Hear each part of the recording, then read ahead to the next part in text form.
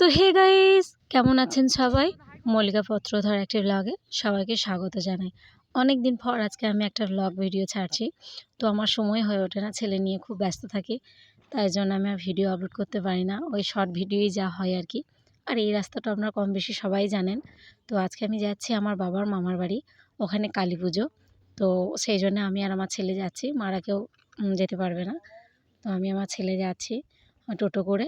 তারপর ওখান থেকে আমি বাস ধরে নেবো। একটু যেতে হয় আমাদের বাড়ি থেকে, দূরেই বটে বলতে গেলে। তো আমি যাচ্ছি আমার ছেলেকে নিয়ে। তো এই যে ফাইনালি আমি পৌঁছে গেছি। পৌঁছাতে আমার অনেকটা সন্ধে হয়ে গেছে যদিও। আর এই মন্দিরটা হচ্ছে বাড়ির সামনেই মন্দিরটা, মানে আমার মামার বাড়ির সামনেই মন্দিরটা। এখানে জেঠুর মূর্তিও করা আছে। জেঠু বলছি এই কারণেই, কারণ আমার বাবার মাসির ছেলে। কারণ আমার বাবাদের মামা ছিল না। তো সবাই বনে বনে ঠাকুরটাকে ভাগ পেয়েছে। তো আর এক বাবার মাসির ছেলে, উনি এখানে মন্দিরটা করেছেন। তো ওনার মূর্তি এখানে করা আছে, সেটা আপনাদের সঙ্গে শেয়ার করব। তো আমি একটু মায়ের এখানে প্রণাম করে নিচ্ছি। তারপরে আমি বাবার মামার বাড়িতে যাব। আগে মন্দিরটা একটু ঘুরে নিই। আর যেখানে মেন মন্দির, সেখানে আমি আপনাদেরকে রাত্রেবেলা নিয়ে যাব। আর পুজোর উপলক্ষে অনুষ্ঠান হচ্ছে, এখানে বাউল গান হচ্ছে। আর এখানে নতুন মাকে এখানে বরণ করা হচ্ছে। তো নতুন বলতে নতুন গঠন, মানে ওখানে আমাদের কালী তো বিসর্জন হয় না। তো ওখানে পুজো হয়ে যাওয়ার পরে সাইডে রেখে দেওয়া হয়। প্রত্যেকটা বছর একটা করে নতুন গঠন করা হয়, মানে মাকে নতুনভাবে তৈরি করে নিয়ে মাকে এরকমভাবে বরণ করে তারপরে মাকে মন্দিরে নিয়ে যাওয়া হয়। এখন হচ্ছে মাকে বাড়িতে বরণ, যেমন করে আমরা বধূ বরণ করি ঠিক সেইভাবেই। আর এই যে শিখিয়ে দিচ্ছেন, এটা হচ্ছে আমার এক জেঠিমা, আর বরণ করছেন উনি হচ্ছে এক বৌদি। তো ওনাদের এবছর পালি আছে, সেই জন্য উনি নতুন মায়ের গঠন নিয়ে আসছেন আর ইনি শিখিয়ে দিচ্ছেন। তো কীভাবে কী করতে হয় না হয় সেটা এখন এখানে বরণ করে রাখা হবে। তারপরে মন্দিরে নিয়ে যাওয়া হবে। ঠিক সেই রাত্রি 12টা কি 1টার সময় সে মেন মন্দিরে যাওয়া হবে।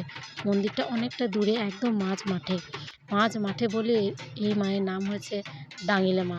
আমাদের কিন্তু এটা রক্ষাকালী, কিন্তু ডাঙিলি মা নামেই পরিচিত। তো এখানে মায়ের পুজো উপলক্ষে ডবল বাজনা বাজিয়ে ঢাক ঢোল অনেক কিছু ধুমধাম ঝাঁকজমক করে মাকে এখানে বরণ করা হচ্ছে।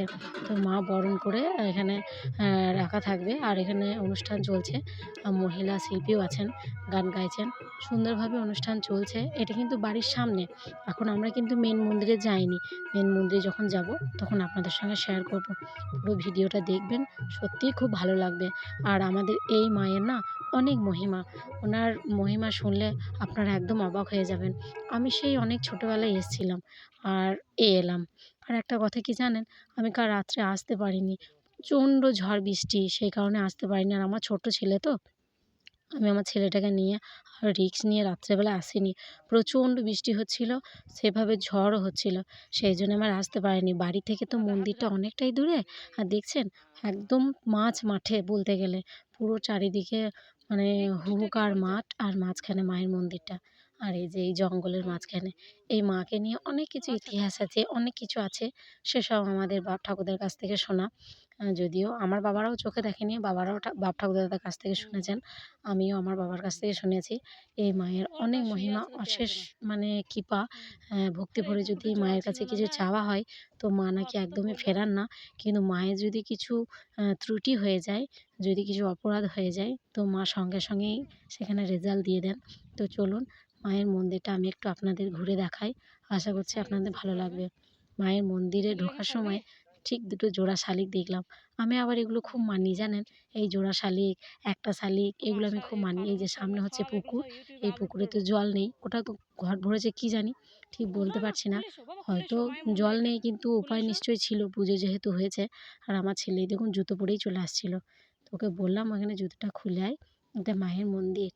তো কী সুন্দর লাগছে দেখুন মন্দিরটা, পুরো জঙ্গলের মাঝখানে।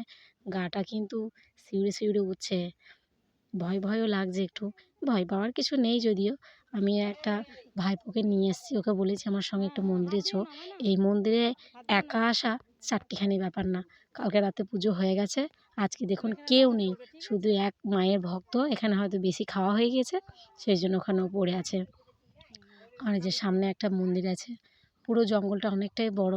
এখন পাতাগুলো ঝরে গেছে বলে একটু হলেও ফাঁকা ফাঁকা লাগছে, কিন্তু যখন একদম ঘন পাতা থাকে তখন পুরো ঝোপঝাড় জঙ্গল, একটু ভয় ভয় ফিল হয়। হয়তো আমার বাড়ির ঠাকুর বলে আমার কিছু মনে হচ্ছে না, কিন্তু যদি অন্য লোক বা আনগো লোক যদি হট করে এসে যায় না, সত্যিই খুব ভয় পাবে। আর এখানে দেখুন এই মাগুলোকে পরিত্যক্ত করে রাখা হয়েছে, মানে আমাদের মা হচ্ছে বিসর্জন হয় না, জলে বিসর্জন করতে নেই।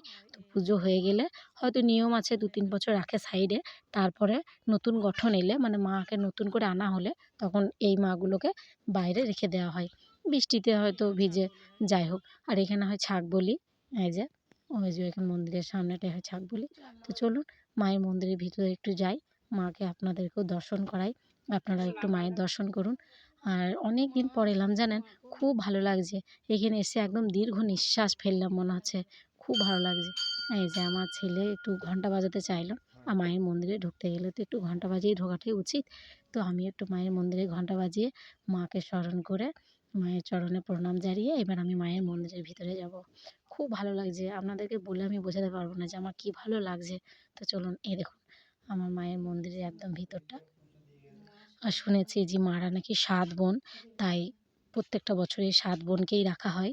যখন নতুন নতুন গঠন আসে তখন যে মাটা একদম সাইডে থাকে ওনাকে বাইরে রাখা হয়। এই দেখুন ৭ বোনকে সুন্দরভাবে সাজিয়ে রাখা হয়েছে। আর এই দেখুন এখানে জ্বলছে বাতি। বাতিটা নাকি এভরিডে মানে প্রত্যেকটা দিনই জ্বলে।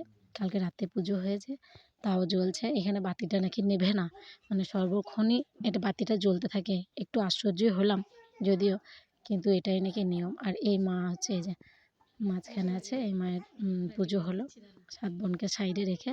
আর আমি মায়ের কাছে জোড়হাত করে করজোড়ে অনেক কিছু বললাম, অনেক মনের কথা বললাম। মাকে অনেক মিনতি করলাম, অনেক প্রণাম জানালাম। তো চলুন মায়ের কাছ থেকে ঘুরে এসেছি, মায়ের সঙ্গে অনেক মনের গল্প করে এসেছি, সুখ দুঃখের কথা বলে এসেছি, কি আমার মা কতটা আমার কথা শোনেন। আর এই দেখুন মায়ের মন্দিরটাকে আরেকটু দেখিয়ে নিই, জঙ্গলের মাঝখানে কত দূর থেকে একটু দেখিয়ে নিই।